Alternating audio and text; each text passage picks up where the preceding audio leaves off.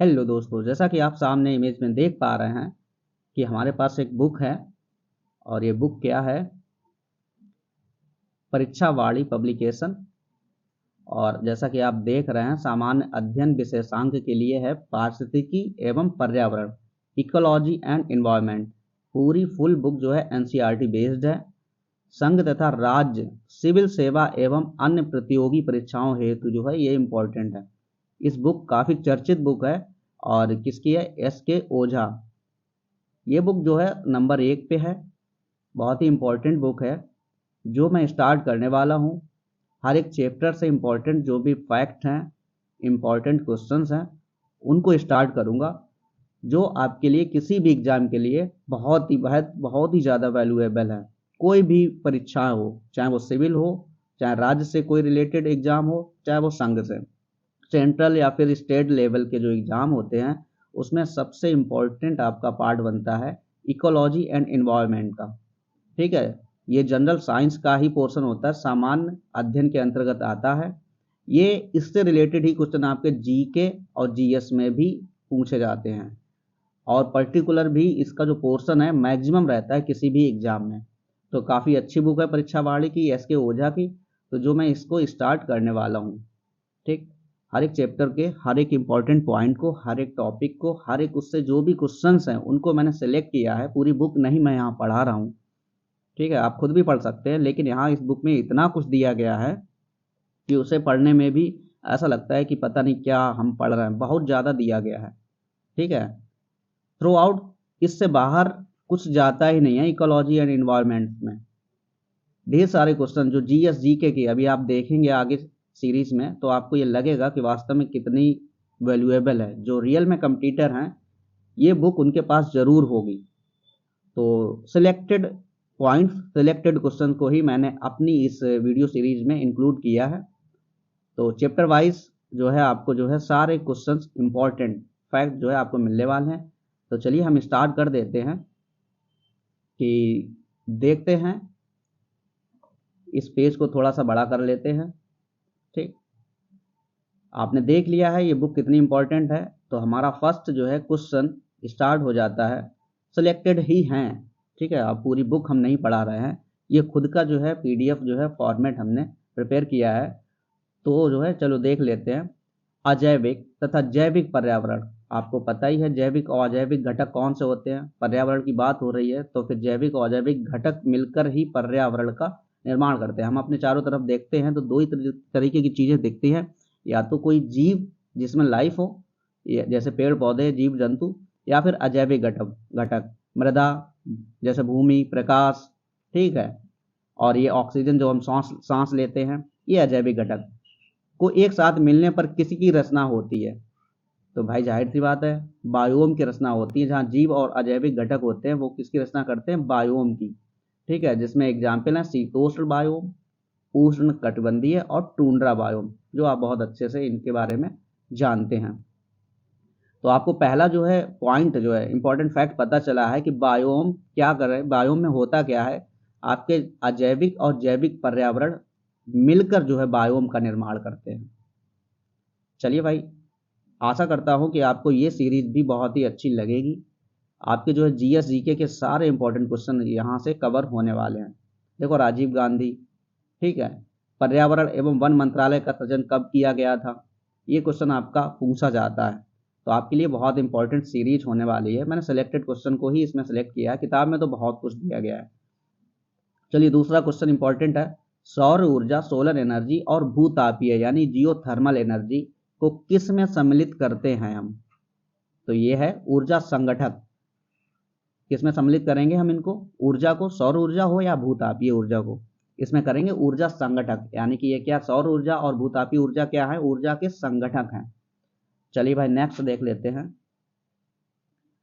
राजीव गांधी के नेतृत्व में पर्यावरण एवं वन मंत्रालय, जब इस जो वन मंत्रालय और पर्यावरण मंत्रालय जो था, तो इनके नेतृत्व में, राजीव गांधी के नेतृत्व में सृजन किया गया था कब?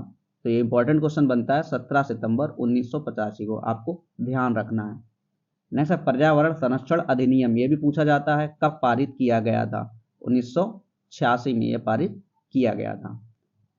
आपको इसकी पीडीएफ जो है हमें कमेंट करेंगे तो हम आपको ये पीडीएफ प्रोवाइड करा देंगे। आपको ये बुक लेने की ज़रूरत नहीं है, बुक खरीदने की ज़रूरत नहीं है, ठीक है। आप जो है पूरी बुक का जो है सारांश हम आपको देंगे, इसी फॉर्मेट में हम पीडीएफ आपको फ्री में प्रोवाइड कराएंगे। आप हमें कमेंट बॉक्स में कमेंट कीजिएगा, हम आपको जो है पीडीएफ दे देंगे। नेक्स्ट पर्यावरण संरक्षण अधिनियम आपको पता चल गया, ठीक है। 1986 और 1985 पर्यावरण एवं वन मंत्रालय का सृजन हुआ था। ये दोनों जो है इंपॉर्टेंट क्वेश्चन बन जाते हैं, ये डेट जो है आपको याद रखनी है। अगला देखते हैं वन्य जीव संरक्षण अधिनियम 1972 विश्व की सबसे बड़ी वन्य जीव परियोजना है, ये आपको ध्यान रखना है। वन्य जीव संरक्षण अधिनियम 1972 जो है विश्व की सबसे बड़ी वन्य जीव परियोजना है। प्रारंभ कब हुई थी? इंदिरा गांधी द्वारा प्रारंभ की गई थी और किसमें? 1972 में। ये भी आपको ध्यान रखना है।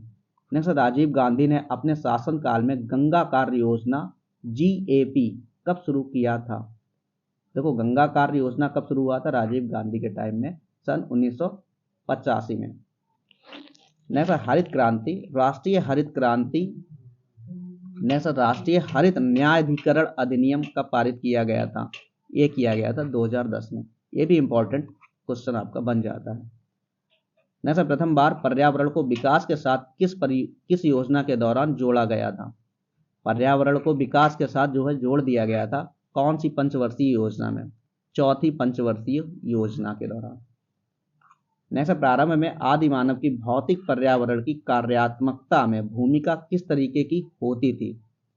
भौतिक पर्यावरण की बात हो रही है, इसमें आदि मानव की जो भूमिका पूछी गई है, ये थी रिसीवर और कंट्रीब्यूटर, पाता और दाता की। आई होप सारे इंपॉर्टेंट क्वेश्चन हैं इस सीरीज में आपने देख लिया। पूरी बुक नहीं पढ़ाने वाला हूं, वहां से मैंने सिलेक्टेड ही पॉइंट्स और क्वेश्चन को मैंने अपनी इस पीडीएफ में इंक्लूड किया है। चलिए देखते हैं आखेट एवं भोजन संग्रह काल, period of hunting and food gathering, ठीक है। क्लास 6 चैप्टर में आपको फर्स्ट चैप्टर ये आपका मिल जाता है। तो पूरी एनसीईआरटी बेस्ड ये सारे क्वेश्चन है, बहुत ही इंपॉर्टेंट है। क्या कहलाता है? आखेट एवं भोजन संग्रहालय का जो पीरियड था वो कहलाता था प्राग ऐतिहासिक काल। नेक्स्ट, पर्यावरण के प्रमुखता कितने संगठक हैं? पर्यावरण के क्या पूछे जा रहे हैं? संगठक पूछे जा रहे हैं। पर्यावरण के आपके संगठक आपको पता है, भौतिक, जिसको अजैविक संगठक कहते हैं, जैविक संगठक और ऊर्जा संगठक। पर्यावरण के प्रमुखता 3 संगठक होते हैं, आपका ऊर्जा, जैविक और भौतिक। नेक्स्ट, कौन सा मानव पर्यावरण का विध्वंसक माना जाता है? विध्वंसक का मतलब है खत्म करने वाला। तो जो आजकल का जो मॉडर्न मानव है, प्रौद्योगिकी मानव, ये क्या है? पर्यावरण का विध्वंसक है, डिस्ट्रॉयटर है, कि हम लोग कहीं ना कहीं आधुनिक होने के चक्कर में हम पर्यावरण को नुकसान पहुंचा रहे हैं। तो ये भी क्वेश्चन आपका इंपॉर्टेंट है। कौन सी विद्या ने मानव को सामूहिक जीवन प्रदान किया? जो सामूहिक जीवन कब से स्टार्ट हुआ है, इस बुक में आपको इम्पोर्टेंट फैक्ट और इम्पोर्टेंट पूरी ये बुक आपको बहुत ही, एक जो ओझा की बुक है बहुत ही इम्पोर्टेंट है, तो उससे मैंने सेलेक्टेड चीज़ों को ही इसमें मैंने इंक्लूड किया है, ध्यान रखिएगा। तो विद्या ने, कौन सी विद्या है जहाँ से मानव को सामूहिक जीवन प्रदान हुआ था? ये था पशुपालन। जब से वो पशुपालन करने लगा तो वो समूह में रहने लगे थे, क्योंकि वो घुमक्कड़ और वो आखेटक, क्योंकि भाई जब आखेटक का जो था काल, आखेट एवं भोजन संग्रह का जो काल था, हंटिंग एंड फूड गैदरिंग, प्राग ऐतिहासिक था। लेकिन समूह में जब रहने लगे थे, जब उन्होंने जानवरों को पालतू बनाया, पशुपालन किया और कृषि किया, कृषि और पशुपालन किया, तब से वो समूह में रहने लगे। नेक्स्ट, खेती की सर्वाधिक पुरातन प्रणाली, ये पूछा जाता है, most important, very very most important question. खेती पूछी जा रही है, कौन सी सबसे पुरानी प्रणाली है? वो है झूम कृषि, जिसे बोलते हैं स्थानांतरण कृषि, इसे स्थानांतरण भी बोलते हैं। ये क्वेश्चन आपका इंपॉर्टेंट है, आता है। नेक्स्ट, विश्व तथा भारत में आज भी झूठ या स्थानांतरण कृषि कहाँ प्रचलित है? ठीक है, कृषि विकास के विभिन्न चरणों एवं अवस्थाओं में आज भी जो है क्या है, इसे स्थानांतरण कृषि या फिर झूठ भी कहते हैं, जिसको झूम कृषि को। अगला देते हैं, मानव भूगोल के जन्मदाता की संज्ञा किससे प्रदान की गई? ये भी आपका इंपॉर्टेंट क्वेश्चन है, सारे क्वेश्चन इंपॉर्टेंट ही हैं, सिलेक्टेड हैं। तो इन्वायरमेंट और पर्यावरण से जो भी क्वेश्चन आते हैं एग्जाम में, चाहे वो स्टेट लेवल हो या सेंट्रल हो, यूपीएससी हो, क्वेश्चन आपके यहाँ से ही आते हैं। ये बुक आपके लिए बहुत इंपॉर्टेंट है। तो मानव भूगोल के जन्मदाता फैब्रिक रेड जेल को माना गया है। आई होप जो है सीरीज आपको काफ़ी पसंद आएगी, क्योंकि इसमें सिलेक्टेड क्वेश्चन ही है। पर्यावरण आपकी पूरी कंप्लीट मैं करा दूंगा, जो भी इंपॉर्टेंट फैक्ट है आपको पता चल जाएगा। आगे जैसे ही सीरीज आपकी स्टार्ट होती रहेगी, आगे जो भी क्वेश्चन मिलेंगे सब एवरग्रीन बेहतरीन क्वेश्चन की ही आपको प्रोवाइड कराए जाएंगे। चलिए मनुष्य के लिए नेक्स्ट देखते हैं। मनुष्य के लिए सर्वाधिक कार्यक्षम तापमान पूछा जा रहा है और आर्द्रता, कि जो सबसे अच्छा जो टेम्परेचर है और जो ह्यूमिडिटी है वो कितनी होती है। 25 डिग्री सेंटीग्रेड अगर हो तो मानव का जो कार्य करने की क्षमता है वो काफ़ी अच्छी रहती है, और ह्यूमिडिटी कितनी होनी चाहिए, 60%। ये भी आपको ध्यान रखना है, दोनों टेम्परेचर और आर्द्रता। रूम टेम्परेचर से ध्यान रखिए, जब हम रूम क्या करते हैं, एसी लगा लेते हैं, सर्दियों में हीटर लगा लेते हैं, किस लिए कि 25 डिग्री सेंटीग्रेड की जो है टेम्परेचर बना रहा है, और आर्द्रता जो है, जो नमी है, वो 60% के आसपास होनी चाहिए। अब एसी में भी आप ऐसा ही सेट करते हैं, 25 डिग्री और 60% आर्द्रता। औद्योगिक क्रांति सर्वप्रथम कहाँ प्रारंभ हुई थी, ये आपको सबको ही पता है, इंग्लैंड। हमेशा क्वेश्चन पूछा जाता है। नेक्स्ट, पर्यावरणीय समस्याओं का प्रादुर्भाव कब से प्रारंभ हुआ। ये जो पर्यावरण की समस्या है, इसका जो जन्म हुआ है औद्योगिक क्रांति एवं आर्थिक विस्फोट से। नेक्स्ट, मेघ विजन या फिर cloud seeding to induce precipitation में किन यौगिकों का प्रयोग किया जाता है। मेघ विजन के लिए आपका कार्बन डाइऑक्साइड, गैसीय ठोस एवं आयोडीन के यौगिक। ठीक है, मेघ विजन के लिए कैसा क्या यूज होता है, ठोस CO2 एवं आयोडीन के यौगिक। नेक्स्ट, भूमिगत जल के दोहन के कारण संसार का कौन सा शहर सर्वाधिक प्रभावित हुआ। जो भूमिगत जल का दोहन है, मतलब जो भूमि के अंदर जो जल पाया गया है, मतलब पाया जाता है, जिसका हम यूज करते हैं अपने कार्यों के लिए, खाने पीने के लिए, कपड़े धुलने के लिए, खेती करने के लिए, तो ये क्या है, भूमिगत जल अगर हम ज़्यादा से ज़्यादा यूज करेंगे तो हमारा क्या है कि इन्वायरमेंट अफेक्ट करेगा। और ये पूछा गया है कौन सा शहर प्रभावित हुआ था, ये USA का शहर था बुकलिन। वहाँ पर भूमिगत जल की कमी हो गई थी, तो वहाँ पर प्रॉब्लम हो गई थी, तो क्या हो गया था कि वहाँ की ज़मीन जो है धंसने लगी थी। नेक्स्ट, क्लोरोफ्लोरोकार्बन के बाद ओजोन स्तर का दूसरा विध्वंसक कौन है, ये आपका है नाइट्रोजन डाइऑक्साइड। अभी इसका जो है पूरा थोड़ा कॉन्सेप्ट आपको अभी आगे मिलने वाला है। क्लोरोफ्लोरोकार्बन आपका किससे प्राप्त होता है, रेफ्रिजरेटर से। ठीक है, जो भी आपकी AC है, तो ये आपको क्या करते हैं कि ओजोन का स्तर डिप्लीटेशन करते हैं, ओजोन के स्तर को कम कर देते हैं, उसमें छिद्र हो जाते हैं CFC की वजह से। और दूसरा कौन सा है, नाइट्रोजन डाइऑक्साइड। ये क्या है, जो यान होते हैं, वायुयान हैं, उनसे जो निकला हुआ पदार्थ है वो है नाइट्रोजन डाइऑक्साइड। इससे भी आपका क्या है, ओजोन की परत जो है नुकसान हो रहा है। इसका कॉन्सेप्ट अभी आगे मिलेगा आपको। ओजोन क्षरण का पता सर्वप्रथम किसने लगाया था। ये देखा कि ओजोन परत जो है, जो अल्ट्रावायलेट रेस से हमारे लोगों की रक्षा करती है, तो उसका सर्वप्रथम पता लगाया था जोसेफ फॉरमैन 1985, जो कि इंग्लैंड के थे। ठीक है, इन्होंने सबसे पहले पता लगाया था। देखा आपने कि इस बुक का पहला ही चैप्टर और पहले ही चैप्टर से कितने इंपॉर्टेंट फैक्ट और कितने इंपॉर्टेंट क्वेश्चन आपको मिले हैं। तो ये बुक इतनी इंपॉर्टेंट है, जो भी सिविल सेवा की जो भी तैयारी करते हैं, UPSC IAS PCS की, वो इस बुक के बगैर तो कर ही नहीं सकते। ये इतनी इंपॉर्टेंट ओझा की जो बुक है और सबके पास मोस्टली होती है। तो उसकी सीरीज़ के मैंने क्वेश्चन जो है सिलेक्टेड पॉइंट छाटे हैं, जो आपको एक एज ए डेमो मैं आपको दिखा रहा हूँ। फर्स्ट चैप्टर का फर्स्ट पेज, दूसरा पेज कितना इंपॉर्टेंट है, तो पूरी बुक कितनी इंपॉर्टेंट होगी।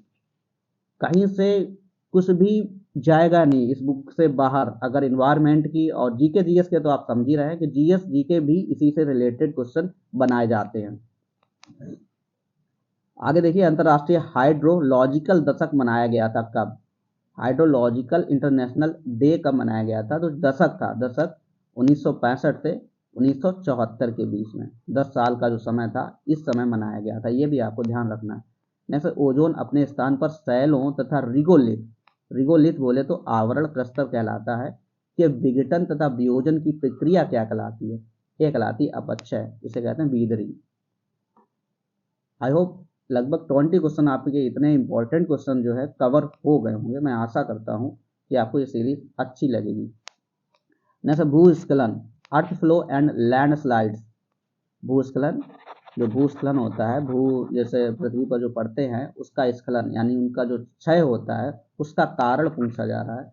मनुष्य की क्रियाएं, यानी मनुष्य की क्रियाओं द्वारा पहाड़ी ढाल के ऊपरी भाग में सम स्थिति की दशा की विक्षुब्धता एवं ढाल विनाश, कि हम क्या कर रहे हैं, उसके ढाल को, उसकी परतों को नष्ट कर रहे हैं। नेक्स्ट, कालांतर में मानव ने नई प्रौद्योगिकी का विकास किया तथा अपने निजी पर्यावरण का निर्माण किया। मानव के इस स्वनिर्मित निजी पर्यावरण क्या कहलाया, यानी कालांतर में मानव क्या कर रहा है, प्रौद्योगिकी का विकास कर रहा है और निजी पर्यावरण का निर्माण कर रहा है, अपने लिए अपनी सुविधाओं के अनुसार वो पर्यावरण को बना रहा है, तो इसे कहते हैं कल्चरल एनवायरनमेंट, सांस्कृतिक पर्यावरण। सांस्कृतिक पर्यावरण हम लोग खुद से डेवलप कर रहे हैं जो कि नुकसानदायक है पर्यावरण के लिए। दक्षिण पूर्वी संयुक्त राज्य अमेरिका की नरक किस नदी को कहा जाता है, ये क्वेश्चन आपका जीके जीएस में पूछा जाता है। तो दक्षिण पूर्वी संयुक्त राज्य अमेरिका की जो नरक नदी के नाम से जाना जाता है, ये नदी है टेनेसी नदी। ठीक है, एक और इंपॉर्टेंट क्वेश्चन है, भारत की दामोदर नदी परियोजना किस नदी परियोजना की अनुकृति है, नकल है, ये है आपकी टेनेसी घाटी, जो यूएसए में अभी ये पूरा जो क्वेश्चन अभी था, दक्षिण पूर्वी संयुक्त अमेरिका की क्या है, ये नरक नदी के नाम से जानी जाती है, टेनेसी नदी। और इसी से आधारित हम लोगों ने क्या परियोजना बनाई भारत ने, दामोदर नदी परियोजना। ये भी आपको ध्यान रखना है, ये दोनों इंपॉर्टेंट क्वेश्चन है, very very most important question. Next, विश्व की सर्वाधिक अवसाद का परिवहन करने वाली दो नदियां पूछी जाती हैं। ठीक है, आपको ध्यान रखना है, चीन की एक नदी है येलो नदी और अपनी गंगा नदी। ये क्या है, अवसाद का परिवहन करने वाली, विश्व की सर्वाधिक अवसाद। अवसाद जानते हैं, अपने साथ बहाए हुए लाए हुए पदार्थों को हम अवसाद कहते हैं। नेक्स्ट, उत्तर भारत की अर्थव्यवस्था का मेरुदंड, ये तो आपको पता ही, उत्तर भारत यानी उत्तर प्रदेश की जो है नदी कौन सी है फेमस, गंगा नदी। तो ये मेरुदंड है, इसके बगैर काम होना ही नहीं है, कृषि नहीं होनी है, और भी ढेर सारे जो है बिजली जनरेट होती है, वो सारे काम नहीं होने। तो ये मेरुदंड है किसकी, उत्तर भारत की गंगा नदी। और ये भी, ये आपके देखो क्वेश्चन इंपॉर्टेंट ही हैं, इतने इंपॉर्टेंट हैं कि अभी तक जो भी एग्जाम देखें आप, उसमें ये क्वेश्चन आपको मिलेंगे, तो आप इनको नोट कर लीजिएगा और पीडीएफ आपको जो है कमेंट कीजिएगा, मैं आपको पीडीएफ प्रोवाइड करा देंगे, आपको बुक खरीदने की ज़रूरत नहीं है। नेक्स्ट, मिस्र किसकी देन है, तो मिस्र जो है नील नदी की देन है। मिस्र में नील नदी बहती है, तो नील नदी की वजह से मिस्र जो है अभी तक बिल्कुल एक्यूरेट बढ़िया है। पश्चिम बंगाल का शोक, ये भी आपको पूछा जाता है, पश्चिम बंगाल का शोक दामोदर नदी को कहा जाता है। जिस तरीके से टेनेसी नदी जो है नरक नदी कहलाती है संयुक्त राज्य अमेरिका यानी कि दक्षिण पूर्वी की, उसी तरीके से दामोदर नदी पश्चिम बंगाल का शोक है। किस नदी को बिहार का शोक माना जाता है, कोसी नदी। तो ये इतने इंपॉर्टेंट क्वेश्चन, यानी सारे इंपॉर्टेंट क्वेश्चन ही हैं शुरुआत से अभी तक, जो भी देखेगा अभी लगभग 30 क्वेश्चन तो हो ही गए होंगे। तो 30 क्वेश्चन कितने इंपॉर्टेंट है आप इससे ही अंदाजा लगा सकते हैं। इसके बाद देखते हैं, औद्योगिक क्रांति का सवेरा माना जाता है, ये माना जाता है 1860 के बाद, यानी 1860 के बाद ही औद्योगिक क्रांति हुई, उद्योगों का विकास हुआ। और कहाँ से शुरुआत हुई थी, इंग्लैंड से 1860 के बाद। बस वहीं से ही जो है पर्यावरण जो है कहीं ना कहीं हम अपनी सुविधाओं के चलते पर्यावरण को नुकसान पहुंचा रहा है और घुमा फिरा के हमको ही नुकसान होने वाला है। तो यहाँ पर जो है इस बुक का जो है एक इमेज मैंने क्रॉप की है, बहुत ही इंपॉर्टेंट है, इससे आपको आइडिया लगेगा, मानव पर्यावरण के मध्य संबंध का आइडिया लग जाएगा। मानव और पर्यावरण के बीच संबंध किस प्रकार से स्टार्ट हुआ, जैसे सबसे पहले प्रागैतिहासिक काल से स्टार्ट करते हैं, आखेट एवं भोजन संग्रह, हम लोग क्या करते हैं, फूड गैदरिंग और जीवों का क्या करते थे, शिकार करते थे। तो ये काल प्रागैतिहासिक काल। इस समय क्या है, मानव स्वरूप कैसा था, जीवीय या भौतिक मनुष्य माना जाता था, मतलब कहीं मिला के सही था, ये उद्योग नहीं थे और पर्यावरण को नुकसान भी नहीं था। तो उस समय मानव माना क्या जाता था, एक फैक्टर के रूप में। पर्यावरण का क्या है, मानव एक फैक्टर है, चलो अच्छी बात, जैसे पेड़ पौधे होते हैं और भूमि होती है, प्रकाश होते हैं, वैसे हम लोग भी माने जाते थे फैक्टर है। आगे चल के भैया आदमी ने क्या किया, पशुपालन एवं पशुचारण किया, पशुओं को पालने लगा, तो फिर क्या हो गया, मानव सामाजिक प्राणी हो गया। इस समय क्या कहलाया, ये मॉडिफायर, यानी पर्यावरण को मॉडिफायर कर रहा है। ठीक है, कहीं ना कहीं फसल उगा रहा है, पशुओं को भोजन दे रहा है, तो इस तरीके से मॉडिफायर हो रहा है। फिर पौध पालन एवं कृषि, फिर उसने क्या किया, पशुपालन के बाद सबसे पहले पशुपालन किया, फिर सबसे पहले तो आखेटक किया और भोजन खाली कैसे भी भोजन की जुगाड़ हो, फिर उसने पशु पालने चालू किया, फिर उसने कहा कि चलो लाओ कृषि चालू कर दें। कृषि से क्या हुआ, ये आर्थिक मनुष्य बन गया, आदमी क्या बन गया, आर्थिक मानव। इस समय क्या कहलाया वो, चेंजर। अब तो वो चेंजर हो गया, कैसा हो गया, चेंजर हो गया, मॉडिफायर के बाद में चेंजर हो गया। फिर क्या था, फिर तो भाई आज का मानव तो खराब हो गया है। विज्ञान, प्रौद्योगिकी, औद्योगिकरण, अब क्या करने लगा, अपनी सुविधाएं इतनी बढ़ाने लगा कि चंद्रमा पर जुगाड़ करने लगा कि यहाँ प्रॉब्लम आ जाएगी तो चंद्रमा पर भाग जाएंगे। अरे भाई इतनी प्रॉब्लम क्यों क्रिएट कर ली, खाते पीते मस्त रहते जैसे अदर जानवर रहते हैं, लेकिन उन्हें मजा चाहिए, ठीक, तो मजा ले लो। अब इस समय का जो है प्रेजेंट टाइम का मानव कहलाता है प्रौद्योगिक मानव। पहले भी हमने देखो क्वेश्चन को अगर वीडियो को थोड़ा बैक करके देखेंगे, शुरुआत में मैंने बताया था प्रौद्योगिक मानव। आज का मानव कैसा हो गया, प्रौद्योगिक मानव हो गया। और कहलाता क्या है, डिस्ट्रॉयटर। अब हम लोग कैसे हो गए हैं भाई, फैक्टर थे, फिर मॉडिफायर बने, फिर चेंजर बने, अब तो डिस्ट्रॉयटर हो गए, हम खुद ही नष्ट करने लगे पर्यावरण को, विध्वंस करता हो गए। तो प्रौद्योगिकी मानव जो है हानिकारक है, किसके लिए, पर्यावरण के लिए। आई होप ये आपकी इमेज, आपको कॉन्सेप्ट क्लियर हो गया होगा और समझ में भी आया होगा। इसके बाद कुछ चीज़ें हैं कि जो औद्योगिकरण हुआ उसमें क्या है, यूज किया भैया नाभिकीय रिएक्टर, संयंत्र लगाने लगा इंसान। भाई औद्योगिकरण करने लगा तो क्या है, नाभिकीय रिएक्टर लगे। अब जब नाभिकीय रिएक्टर, नाभिकीय विखंडन होगा, इतनी खतरनाक प्रोसेस, केमिकल रिएक्शन कराओगे तो कहीं ना कहीं नुकसान होगा, घटनाएं होंगी। तो ये घटनाएं आपकी जो है जीके जीएस में आपकी पूछी जाती हैं, तो ये आपको ध्यान रखना है। पहली घटना हुई थी 3 माइल आइलैंड में, यूएसए में हुई थी 1979, डेट पूछी जाती है। 3 माइल आइलैंड घटना कहाँ की है, यूएसए की है, 1979 में हुई थी। सेकेंड घटना जो है विध्वंसक घटना, इसमें बहुत नुकसान और मौतें गई थी, चेरनोबिल। चेरनोबिल जो है सेकेंड घटना यूक्रेन में हुई थी सन 1984 में। थर्ड जो घटना हुई थी बहुत फेमस, फुकुशिमा, जापान में हुई थी 2011 में। और इंडिया की जो सबसे बेकार घटना और बहुत ही बेकार, भोपाल गैस त्रासदी 3 दिसंबर 1984 को हुई थी।